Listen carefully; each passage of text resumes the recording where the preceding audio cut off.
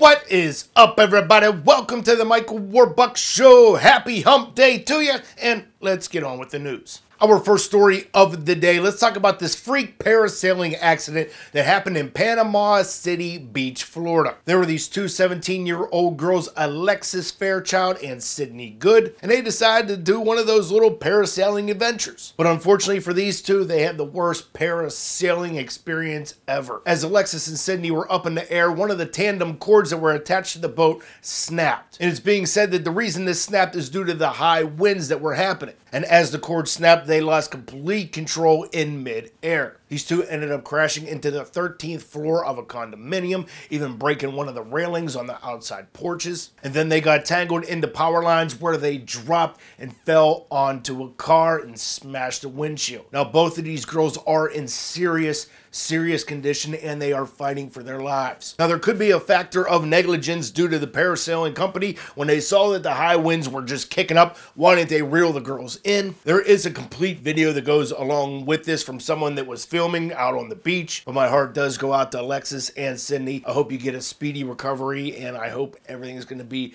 okay once you get released from the hospital.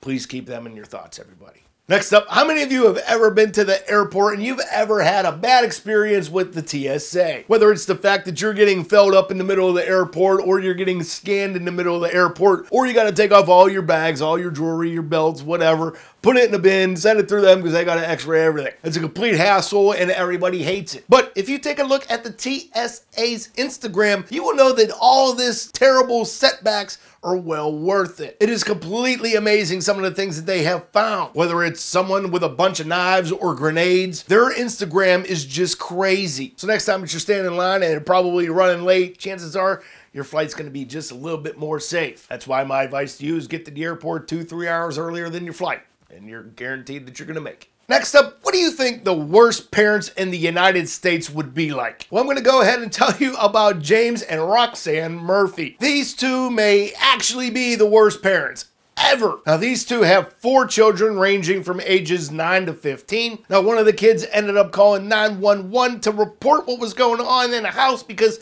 the parents told the kids, as they were home by themselves, go ahead and drink as much alcohol as you want, and don't forget to take all my prescription drugs. The police show up, do a little bit of investigating, and let's just give you the rundown while giving you these two their mugshot. Providing alcohol to all 4 children, and one of the 9-year-olds was completely drunk. Physically abusing the kids, and one was thrown into a wall. Having firearms within reach of the kids because they were right there on the floor. Threatening to kill the youngest child. Taking pics of one kid with an adult toy in his pants. Keeping one from going to school ever, locking one of the children in a room with a bucket, having child porn on the computer, making one kid take care of the family's 50 snakes, and living in a filthy home with lizards, pigs, and other animals. Easily some of the worst parents ever. Now, James has been charged with 27 criminal counts. The mom, Roxanne, has been charged with 13 criminal counts, and their bail is set at $250,000 each. They're going to be heading off to court July 26th,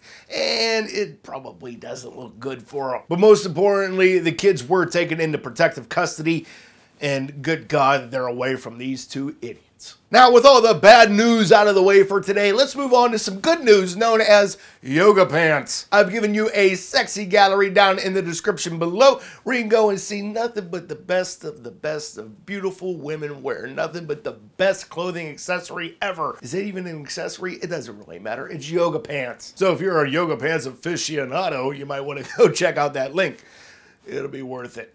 Trust me. And for our final awesome story of the day, I came across this video from a YouTube channel known as Amputee OT. Miss Christina Stevens lost her left foot earlier this year, and she's like, screw it, I'm not gonna let anything keep me down. She has accepted her condition, and she's kind of making light out of it because she goes ahead and makes this great time-lapse video of her making a prosthetic leg out of Legos. Keep in mind, the leg does not work at all, but it is just awesome to see her having fun with it. And it's people like this that you know see the best case scenario in every situation. Christina, continue to be awesome, and I'm glad to see that you have so much positivity. All right, guys, that's going to be today's show. Don't forget to leave a comment on the question of the day, which is, what are you doing tomorrow for July 4th? Let me know. Also, don't forget to like this video. Don't forget to share it. Don't forget to put it in your favorites. And if you are new to this channel, don't forget to subscribe. And you guys have a great day. Have a great 4th of July. Don't blow your face off. Stay awesome, and I will see you back here